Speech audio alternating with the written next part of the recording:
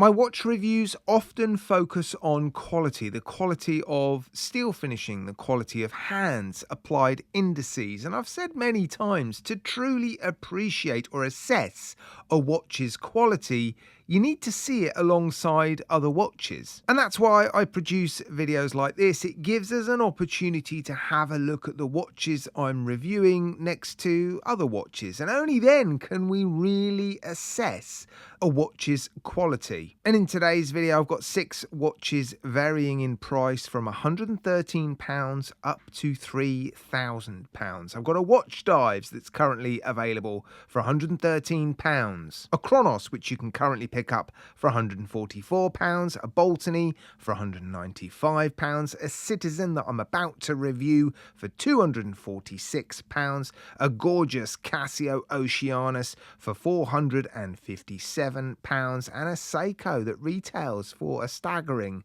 £3,000. Now, to make sure this is an accurate and fair comparison, I've taken brand new shots, one after the other, in exactly the same lighting conditions, the same focus, the same amount of zoom. I've done everything I can to basically make this a completely accurate and fair comparison. Now, the first comparison I'm going to show you is of the transition on the lugs from polishing to brushing. What we're looking at here is that line, how crisp it is, and I have to say they're all pretty good. You'd expect the £3,000 Zaratsu polished Seiko diver to be the best. I'm not sure it is, but it's up there, isn't it? The cheapest watch, the Watch Dives, that's incredible for £113, as is the Chronos.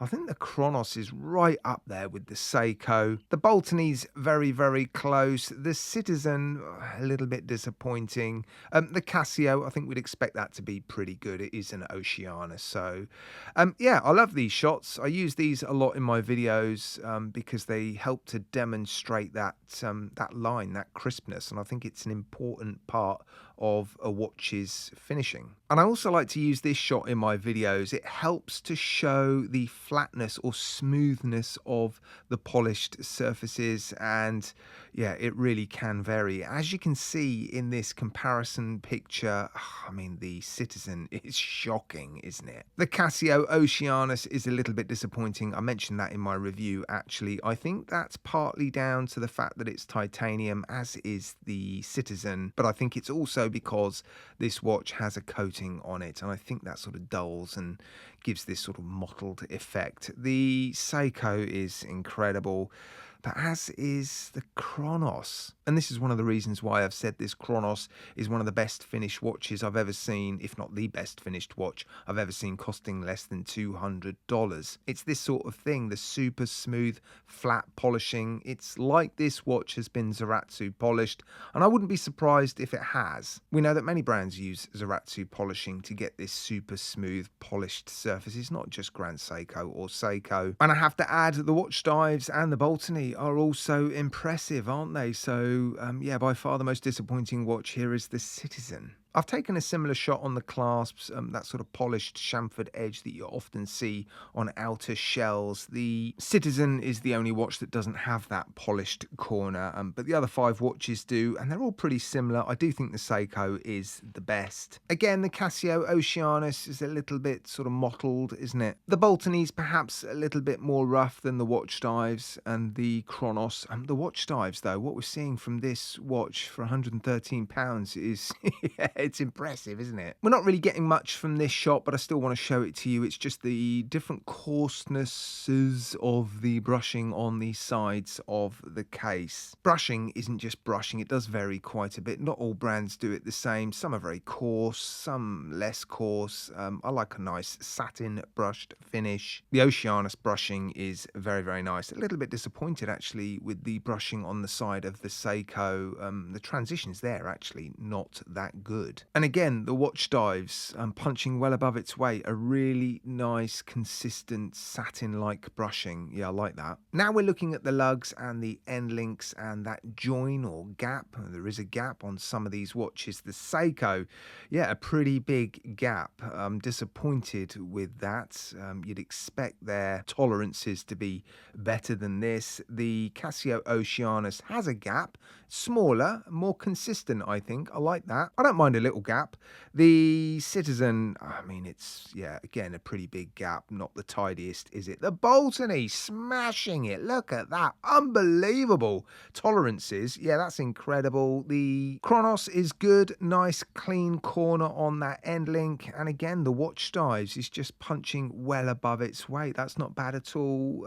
Yeah. This is the last steel shot I'm going to show you before I move on to the dial, the hands, the applied indices, all that sort of stuff. This is the gaps or lack of gaps in the links on the bracelets. I think it just demonstrates that the price of a watch doesn't necessarily mean you're going to get improved finishing everywhere, because there really isn't a lot between these 6 watches, is there? Right, now we're going to look at the logos, and I think they're all printed pretty nicely. Again, like the previous shot, it's not really giving us much. It's not like a smoking gun. We're not getting a huge amount of new information from this shot, but what it does show is that there's not a massive difference in terms of printing quality when you spend £113 on a watch dives watch, or, you know, £3,000 on a Seiko. Now, the applied indices. I love this shot. Again, this is a shot I use a lot in my reviews. I like to capture sort of dark and light, shaded and non-shaded areas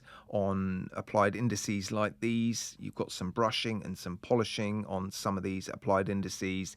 Again, we're looking at transitions from one finish to the other. How flat and smooth are those polished surfaces?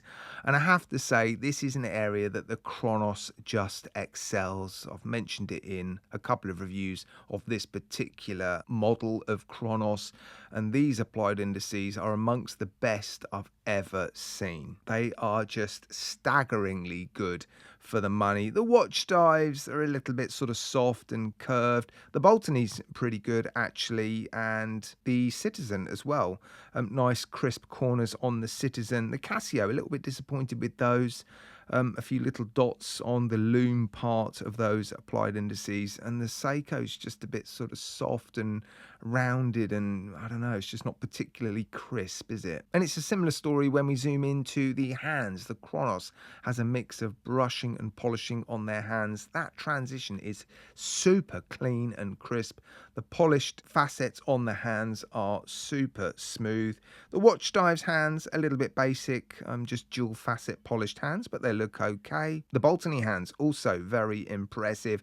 The hands on the Citizen, a little bit plain and simple, not particularly bright and smooth. The Casio Oceanus hands are, yeah, a little bit better than the Citizen hands. They don't necessarily have a polished finish, but they look pretty clean. And the hands on the Seiko, they're not the best, are they? You'd expect them to be, but they're not. And this is the last shot I'm going to show you. I love the Boltony. It's got a capped seconds hand. I really, really like that. I wish we'd see that more on watches.